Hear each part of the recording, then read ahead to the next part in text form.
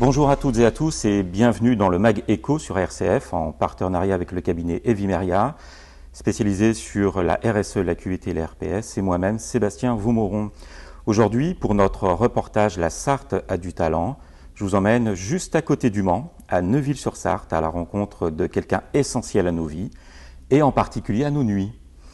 Il s'agit de Laurent Crépin. Bonjour Laurent. Bonjour Sébastien. Alors vous êtes directeur de Malitri.com, une entreprise spécialisée dans la fabrication française, et peut-être plus précisément sartoise, de literie et de fauteuils. Alors ma première question concerne l'origine de cette belle entreprise. Est-ce que vous pouvez nous raconter quand et comment est née cette entreprise familiale? Avec plaisir. Alors Malitri, c'est une entreprise qui a plus de 75 ans. Elle a même 77 ans. Son origine remonte à 1945, après-guerre, installée dans les environs d'Ivray-l'Évêque. L'entreprise fabrique avec un moulin, le long de l'Huine, un certain nombre de produits plutôt textiles.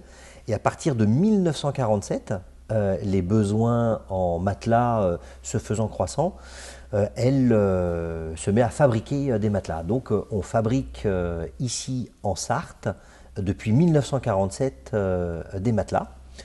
Alors c'est une entreprise qui a connu plusieurs vies, hein, comme souvent, surtout une entreprise aussi longue, avec une durée de vie aussi longue. Et donc c'est une entreprise qui a employé en fabrication jusqu'à plus de 200 personnes.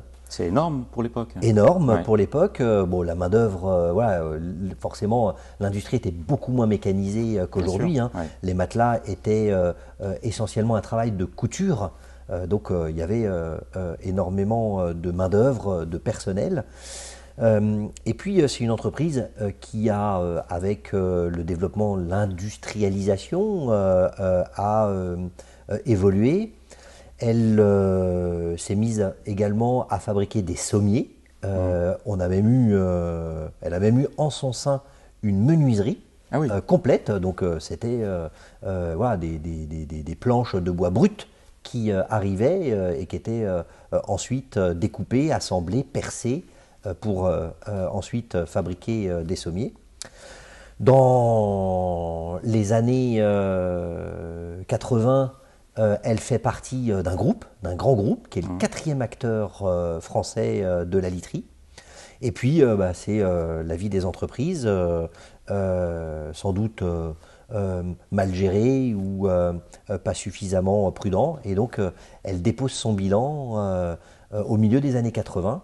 Et c'est à ce moment-là que mon père, avec l'ensemble des salariés, rachète cette entreprise. Mon père était à la logistique chez Bordeaux-Chenel, rien à voir avec la literie. Simplement, il était entrepreneur, il avait envie de se lancer à son compte. Et donc c'est à ce moment-là qu'il croise cette entreprise, son ancien propriétaire, Yvon Boniface. L'entreprise s'appelait d'ailleurs Boni, les literies Boni, que certains connaissent encore, les plus âgés. En mémoire. Et voilà, il reprend cette entreprise en 1986, le 24 décembre ou le 23 décembre. Voilà, et en même temps, il sauve une centaine d'emplois voilà, d'une faillite annoncée. Et donc voilà le début de l'histoire familiale de la Générale Française de Literie, qui est créée à ce moment-là et qui deviendra un peu plus tard Malitri. Quel était le niveau de développement de l'entreprise quand vous êtes arrivé à la direction? Alors quand moi je suis arrivé, donc mon père l'a reprise en 86, mon père l'a développée avec, comme toute entreprise, des hauts et des bas. L'entreprise s'est développée notamment sur la literie électrique, qui est un de nos savoir-faire particuliers. C'est un produit qui a émergé dans les années 80 et dont la Générale Française de Literie s'est fait un spécialiste, notamment en bois massif. Mon père, pendant 30 ans, a plutôt œuvré dans la fabrication et avait des clients distributeurs, voilà, grande distribution, etc. Le schéma classique, le fabricant fabrique, vend à un distributeur qui vend au client final. À la fin des années 2010, enfin entre 2005 et 2010, mon père avait initié un mouvement de vente directe. Et donc on avait ouvert un magasin à Ivry-l'Évêque à l'époque, aujourd'hui il est à Neuville, en face de la prison. Et puis mon père avait commencé à développer également la vente directe par Internet. D'ailleurs mon père avait ouvert son site Internet en 1997. Il était précurseur parce que j'imagine que pour quelqu'un de sa génération, Internet, c'était pas naturel. En 1997, Oui, Google n'existe pas. Oui, oui, oui, oui. On est avec le modem 56K. Oui. Tout le monde n'a pas Internet. Oui. Il y a peut-être 10% des foyers qui sont équipés. Et pourtant, oui, mon père est quelqu'un de curieux.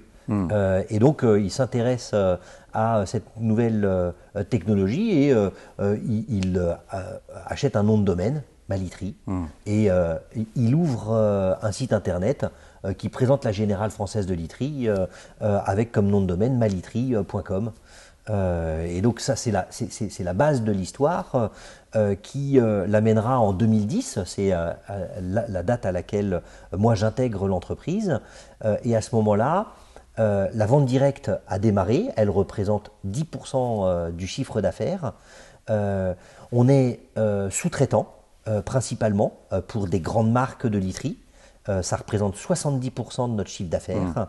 Et les 20% qui restent, c'est de la distribution. On travaille pour la Camif, la Redoute et un certain nombre de distributeurs comme Conforama, But, etc.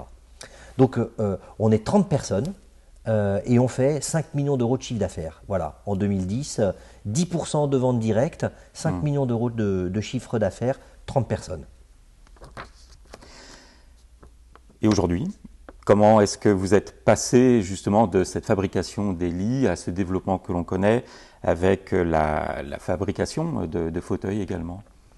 Alors, ça s'est fait de manière progressive. Lorsque mon père me propose de le rejoindre, on bâtit ensemble un plan stratégique. Notre client qui nous sous-traite ses produits, une grande marque nationale, nous annonce que ces contrats vont cesser. Et qu'on a 3 ans, 4 ans, l'histoire nous montrera que ça a été plus court parce qu'ils n'ont pas forcément été très corrects, mais on a une durée pour se retourner et trouver des clients par nous-mêmes. 2 options, soit on se met en concurrence avec les autres fabricants de literie et on va démarcher les distributeurs, ou alors on s'appuie sur notre savoir-faire, certes balbutiant, mais savoir-faire quand même, de vente directe. C'est le choix que l'on a fait, choix plus courageux, mais on a fait le choix de l'indépendance. Et donc, nous avons ouvert un magasin, d'abord un magasin test, en plus du magasin d'usine qu'on a toujours eu à Neuville, et qui est d'ailleurs un des premiers, enfin qui est le plus gros magasin de literie sur Le Mans et de loin. On en a ouvert un deuxième, en s'appuyant sur ce qui est aujourd'hui évident, la complémentarité d'Internet et du magasin. À l'époque, en 2010, c'était pas évident. Le net était concurrent des magasins, même dans les grandes enseignes. Il y avait des exclusivités web, les prix n'étaient pas les mêmes. D'ailleurs, ça a amené de profondes réflexions pour un certain nombre d'enseignes. Mais nous, on a construit notre modèle dès le départ avec cette omnicanalité, le fait que web et magasin soient complémentaires. Donc on a ouvert un premier magasin en 2010, hors de l'usine, puis on en a ouvert 2 autres en 2011, puis 5 en 2012, voilà, jusqu'à en avoir aujourd'hui, en 2022, 53 magasins en propre où sont présentés exclusivement les produits issus de notre fabrication. Donc vous couvrez à peu près tout le territoire métropolitain? Tout à fait, l'ensemble du territoire français. On a une antenne en Suisse et Donc on a développé ça sur la vente de matelas, de sommiers, têtes de lit, d'accessoires literie. Et puis ensuite on s'est posé la question, quel autre produit proche de notre famille de produits d'origine pourrait être éligible à ce circuit court qui permet aux consommateurs d'économiser 30 à 40% sur des produits à qualité comparable et qui défend le savoir-faire français. On a recherché d'autres fabricants, d'autres savoir-faire, d'autres produits éligibles à ce mode de distribution. Et on fait beaucoup de l'électrique. On est sur une clientèle plutôt CSP+, et plutôt âgée. Et donc, le fauteuil de relaxation, avec des gens comme Stressless, qui vendent des produits très chers, qui sont fabriqués hors de France, ça nous est apparu comme une diversification possible. Et on a cherché un fabricant. Et c'est là qu'on a croisé la route d'une famille qui avait des difficultés parce qu'il y a une surenchère dans le fauteuil, à la délocalisation, à la recherche du prix le plus bas. Et donc aujourd'hui, il n'y a presque plus de fabricants français de fauteuils. Il en restait un qui était en situation difficile et on s'est entendu avec cette famille qui d'ailleurs dirige toujours cette entreprise qu'on a rachetée, qu'on a redressée. Et qui aujourd'hui est distribué, je suis assis d'ailleurs, sur un de nos produits qu'on fabrique en Haute-Saône, à côté de Besançon, entre Vesoul et Besançon. On a sauvé 15 emplois et depuis on en a même recréé 5. Donc voilà, je suis fier qu'avec mon père, même tous ensemble, c'est toute l'entreprise qui a eu cette démarche et je suis très heureux qu'on fasse aujourd'hui du lit, mais aussi du fauteuil et du canapé convertible. Oui, vous pouvez être fier parce qu'en fait, vous avez su, en fait, c'est familial, cette idée-là, de pouvoir reprendre des entreprises en difficulté, sauver des emplois et développer. Il y a eu la première fois avec la literie, une deuxième fois avec le fauteuil. Oui, alors ce sont des opportunités, hein, on ne cherche pas. Oui, ce n'est pas une dynamique spécifique. Hein. Non, parce que c'est vraiment des opportunités qui font que, en fait, on a un modèle qui est très atypique. Ouais. Encore une fois, le fabricant fabrique, il vend à un distributeur. Le distributeur, d'ailleurs, en général, prend la plus grosse marge, souvent au détriment du fabricant. Et aujourd'hui, c'est clair, il y a moins de 5% des canapés vendus en France qui sont fabriqués en France. C'est moins le cas pour la literie. 60% de la literie vendue en France est fabriquée en France. D'accord.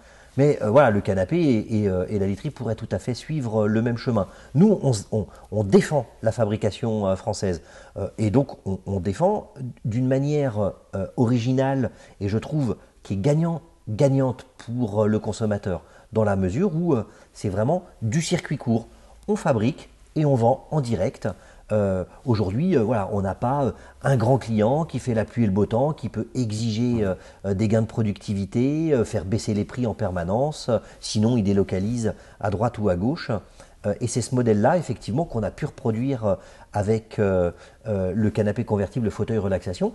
Et aujourd'hui, on a un partenariat avec une autre entreprise fabricante de fauteuils fixes, de canapés fixes, qui s'appelle Canapé Tissu. Et avec laquelle on cherche à développer également la vente directe sur les canapés fixes. On a ouvert un magasin en commun à Chalon-sur-Saône, qui est un magasin pilote, et on trouve d'ailleurs ces produits sur nos sites internet, maliterie et monfauteuil.com, et on espère qu'on va pouvoir comme ça défendre la fabrication française dans le meuble de manière pérenne. Oui, c'est le choix de la liberté et donc de l'autonomie et de la sécurité. Tout à fait, oui. Ouais. Alors, on a passé une période de Covid qui était difficile pour les entreprises et on n'est peut-être pas totalement sorti des difficultés que ça générait. Comment est-ce que vous avez réagi, vous, face à cette situation de premier confinement, la gestion des employés, et puis est-ce qu'on fait toujours du lit ou on fait autre chose? Alors, c'était d'abord une période de sidération. À aucun moment dans mes raisonnements de chef d'entreprise, j'ai pu imaginer que j'arrêterais l'usine et que je fermerais les magasins du jour au lendemain. Le samedi, on apprend le confinement. Je m'en doutais même pas, je ne pensais pas que c'était possible. Le lundi, tous les magasins sont fermés. Donc, nous, on a essayé de faire preuve d'un maximum de bienveillance à l'égard de nos salariés. Alors, voilà, qu'est-ce que ça veut dire quand un chef d'entreprise fait ça? C'est que on a d'abord pensé à la santé de nos salariés et à la cohésion de l'entreprise. Donc, on a fermé les magasins. On a bien sûr pensé aussi à nos clients qui font partie de notre famille, qui nous font confiance. Et donc, on a mis en place un plan de crise et de continuité d'activité. C'est-à-dire que très vite, on a rerouté les lignes téléphoniques pour qu'on puisse donner de l'information. Au départ, je pensais qu'on pourrait continuer à fabriquer, au moins pour livrer les clients qui avaient déposé leurs commandes, tout simplement. Commandes, oui. Ouais. Et puis très vite, j'ai compris que ça ne serait pas possible. Il y avait une telle peur du Covid, on ne savait pas, on imaginait les hôpitaux engorgés, les risques de décès, il y avait une très forte inquiétude. Donc très vite, dès le mercredi, on a cessé la production. Chacun est rentré chez soi. Toutes les questions qui nous étaient posées, mais comment on va être payé, quel est le régime, qu'est-ce qu'on a le droit de faire, etc. On a très vite rassuré tout le monde, et notamment, on a pris en charge de manière concrète la différence entre l'indemnisation du chômage partiel et le maintien d'un salaire à 100%. Parce que, je veux dire, personne n'était responsable de cette situation et que nous en avions les moyens. Ensuite, donc usine fermée, magasin fermé, voilà, ça fait tout drôle. Et puis très vite, d'autres besoins, d'autres demandes sont apparues, et notamment celle des masques, du gel hydroalcoolique, pour permettre à ceux qui avaient le droit de continuer à travailler de le faire. Et là, voilà, très vite, l'industrie textile de confection a envoyé des messages à l'attention de tous ceux qui avaient des machines à coudre, un savoir-faire en confection. C'est notre cas, même si on ne fait pas partie de l'industrie du textile à proprement parler, la confection est un de nos savoir-faire. Et donc, voilà, très vite, je me suis rapproché de ces filières textiles. J'ai compris quels étaient les besoins, ce que l'on pouvait apporter comme contribution. Et puis voilà, c'est pas dans notre nature de rester sans rien faire. Et donc avec Pascal, notre responsable de production ici sur Neuville, et puis la famille Chaillard à Voray, voilà, en quelques coups de fil, ils sont revenus. On a fait des tests, on a homologué des tissus auprès de la Direction Générale des Armées, qui avait mis en place un process d'urgence. Et puis, on a commencé à fabriquer des masques. Et puis alors là, on a vu des demandes mais considérables.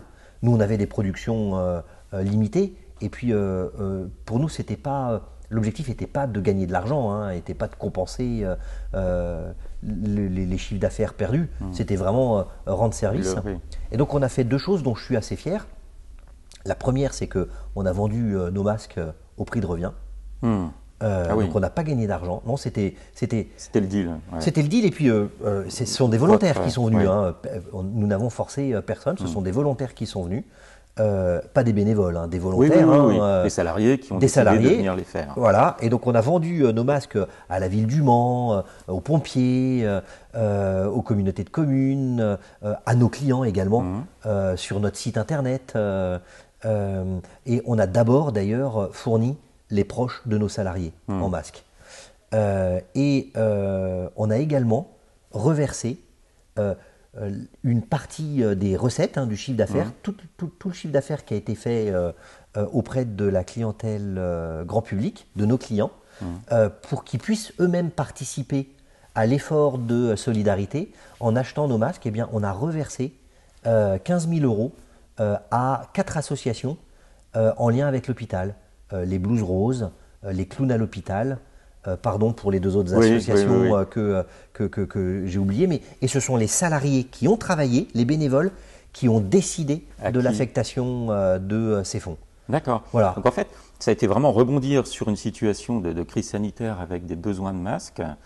Vous avez adapté la productivité de l'entreprise sur ce nouveau besoin et vous en avez fait une action caritative, à la fois sociale, parce que vous avez permis aux gens d'avoir des masques, et caritative en reversant des bénéfices, des recettes que vous avez faites à des associations sur le système de santé. Exactement, exactement.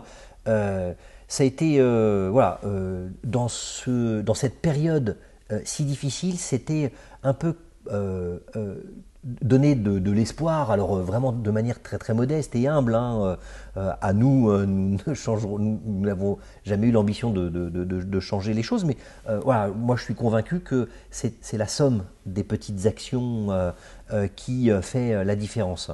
Et donc on a voulu donner de l'espoir d'abord à nos salariés, puis ensuite à nos clients, et enfin je dirais à l'ensemble de nos concitoyens, en finalement transformant cette période si complexe en une solidarité. Et je vais vous dire, on est toujours récompensé de ces actions ou sanctionné comme on veut, mais le résultat, c'est que à la fin du premier confinement, lorsque les magasins réouvrent, eh bien, notre industrie, et nous en particulier, on a eu une très forte demande. Moi, je suis très fier de la manière dont on s'est comporté. Et voilà, et je suis. Ce serait à refaire, je referai exactement la même chose. Alors que, encore une fois, les masques, quand nous on les vendait 2,50 €, ce qui était très cher par rapport à aujourd'hui, un masque c'est 15 ou 20 centimes, fabriqué en Chine. C'est pas comparable. C'est pas comparable, mais il y a des masques qui se sont vendus 10 €. Oui, on en a vendu 50 000, 60 000. On avait des demandes pour plusieurs millions de masques au plus fort de la crise. Moi, je suis très fier de la manière dont on s'est comporté et on en a été récompensé parce que notre entreprise a traversé la période Covid, je dirais, plutôt favorablement. Et on a beaucoup de chance. Voilà. Imaginons le quotidien des restaurateurs, des hôteliers, indépendants, de sociétés d'événementiel, voilà, qui voilà, aujourd'hui retrouvent des perspectives. Et voilà, j'espère que plus jamais on revivra une période comme celle-ci. Mais aujourd'hui, voilà, ça peut arriver. Ouais. Et dans notre vision de chef d'entreprise, et je pense que voilà, aujourd'hui, tous les chefs d'entreprise, on ne pensait pas que c'était possible. On est, en général, quand on fait notre métier, plutôt d'un naturel optimiste, mais pourtant réaliste et pragmatique. C'est un risque aujourd'hui à considérer. On ne peut plus dire « ça n'arrivera jamais, c'est hypothétique ». Non, ça arrive, c'est possible qu'on ferme votre entreprise de manière administrative et obligatoire du jour au lendemain. C'est possible. Merci beaucoup Laurent Crépin pour cet exemple d'entreprise sartoise à la fois talentueuse et qui innove et en même temps avec un côté éthique quand même très marqué. Merci de cet échange Sébastien. Au revoir. Au revoir, bonne journée.